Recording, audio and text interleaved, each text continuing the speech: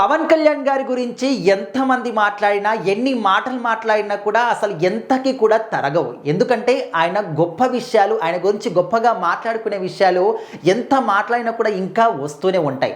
ఎందుకంటే ఆయన ఇప్పుడు ఏపీ రాష్ట్రానికి అందిస్తున్నటువంటి సేవలు అంత గొప్పగా ఉన్నాయి.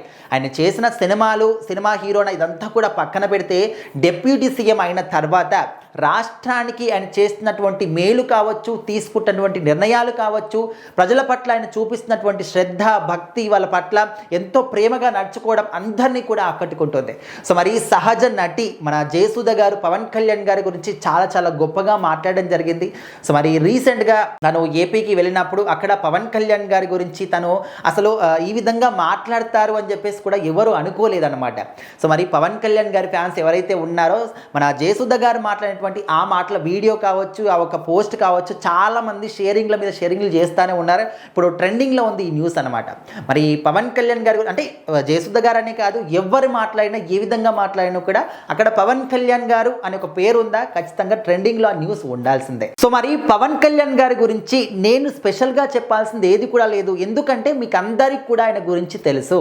సో మరి ఆయన సినిమాలో నటించేటప్పుడు ఏ విధంగా ఉన్నారు, డిప్యూటీ సీఎం అయిన తర్వాత కూడా అదే విధంగా ఉన్నారు. ఆయన యాటిట్యూడ్ కావచ్చు, అది ఇంకా ఎవ్వరికి కూడా రాదు. సేవ చేసే విధానం కావచ్చు, అండ్ ప్రజల పట్ల ఆయన చూపిస్తున్నటువంటి ఆ శ్రద్ధాభక్తులు కావచ్చు, ఖచ్చితంగా ఇలాంటి నాయకులు చాలా రేర్గా ఉంటారు. సో మరి ఆయన సినిమా హీరోగా ఎంత సక్సెస్ అయ్యారు అంతా కూడా పక్కన పెడితే, ఈ యొక్క ప్రజాపాలకుడిగా డిప్యూటీ సీఎంగా మాత్రం 100కి 200% మాత్రం ఖచ్చితంగా ఆయన సక్సెస్ అయ్యారు అంటూ జయసుధ గారు మాట్లాడడం. అండ్ ఈ పొజిషన్లో ఈ క్యారెక్టర్ అంటే ఆయన ఉన్నటువంటి స్థానంలో, పవన్ కళ్యాణ్ గారి స్థానంలో ఇంకా ఏ రాజకీయ నాయకుడైనా కూడా ఖచ్చితంగా ఉండేవాడు కాదు.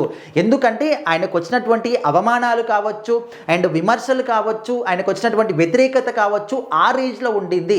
ఎంతోమంది ఎన్నో రకాలుగా అవమానించారు. ఫ్యామిలీ దగ్గర నుంచి ఆయన ఒకటి దత్తపుత్రుడు అన్నారు, ప్యాకేజ్ స్టార్ అన్నారు, ముగ్గురు భార్యలు అన్నారు, వాళ్ళ పిల్లల్ని తిట్టారు.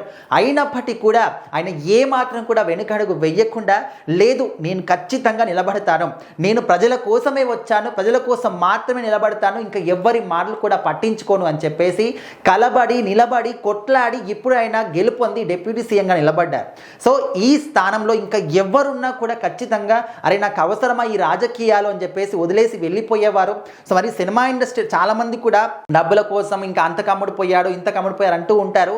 సో ఆయన సినిమాల్లో చేసుకుంటే ఈ క్షణమే నేను సినిమా చేస్తా అని చెప్తే ముందుకు వచ్చి ఎంత డబ్బైనా కూడా పెట్టే నిర్మాతలు చాలామంది కూడా ఉన్నారు.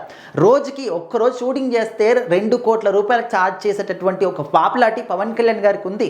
సో మరి అంతకన్నా ఎక్కువ డబ్బు వస్తుందా ఇక్కడ, అంతకన్నా ఎక్కువ డబ్బుడికి అమ్ముడిపోయారా? సో మరి అలాంటి ఒక గొప్ప స్థానాన్ని కూడా వదులుకొని, లేదు నేను ప్రజల కోసం పని చెయ్యాలి అని చెప్పేసి ఇక్కడికి వచ్చి ఆయన చేసినటువంటి సేవ. సో ఖచ్చితంగా ఇలాంటి నాయకులు మాత్రం, ప్రజానాయకులు చాలా రేర్గా ఉంటారు.